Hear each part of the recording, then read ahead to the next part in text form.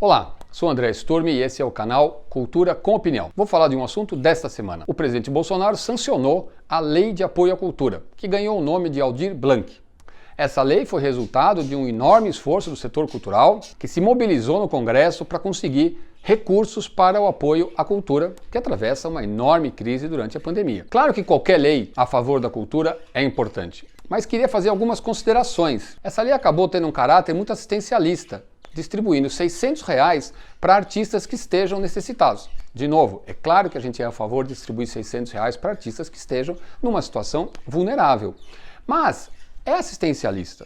De outro lado, o recurso vai ser distribuído parte para os governos de estado e parte para todos os municípios do Brasil. O Brasil tem 5.500 e alguma coisa de municípios. Mais de 1.000 desses municípios não tem sequer 10.000 habitantes. Qual é a estrutura administrativa desses municípios? Como é que eles vão conseguir distribuir esse recurso? Além disso, será pouco recurso para cada município, com exceção das grandes capitais ou de algumas cidades grandes dos interiores, aqui em São Paulo, Campinas, Paraíba, talvez Campina Grande. Enfim, na maior parte dos municípios receberão um pequeno valor. E isso não vai permitir que esses municípios repassem através de políticas efetivas. Os governos do estado, caso o dinheiro tivesse sido distribuído para esses, teriam um valor mais expressivo que possibilitaria uma política, uma ação cultural mais efetiva. Volto a dizer, é importante repassar esses R$600 para quem está numa situação de desespero, mas isso não é uma política pública. Isso não vai gerar a possibilidade que aquele artista siga em frente. Vai possibilitar que ele consiga comer, óbvio, mas são alguns meses apenas. Outra coisa, tem um repasse de recurso para entidades culturais de R$1.000 e poucos. Novamente, o que faz uma entidade cultural com esse valor?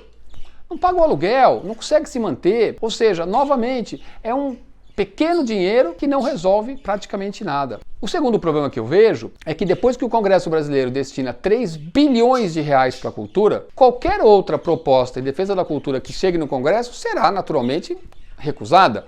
Afinal de contas, esse enorme esforço de repasse de 3 bilhões, mas que terá pouco resultado prático. É importante que a gente pense que a cultura precisa de políticas públicas, políticas que permitam o desenvolvimento de atividades, que permitam a construção de projetos e programas, que permitam que instituições tenham perspectiva de continuidade, que as ações possam continuar, que os artistas possam ser contratados ou desenvolver projetos com perspectiva de médio e longo prazo. Senão, é um eterno recomeçar. O artista, a instituição, o grupo recebe um recurso, faz um projeto e começa tudo de novo correndo atrás de outro dinheiro. Faço essas considerações na expectativa de que, num futuro breve, a gente possa buscar políticas com uma perspectiva de médio prazo. Volto a falar, é importante esse recurso, é importante o repasse dos R$600 e espero que os governos dos estados que recebam recursos mais expressivos possam realizar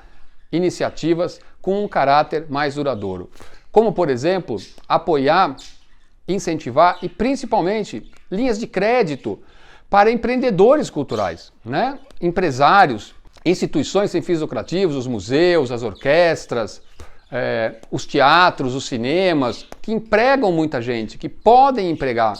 É importante ter isso em vista, a perspectiva da continuidade profissional das pessoas, as escolas que trabalham com a formação cultural, enfim, essas instituições, tendo recursos, mesmo que de crédito, poderão ter perspectiva de longo prazo.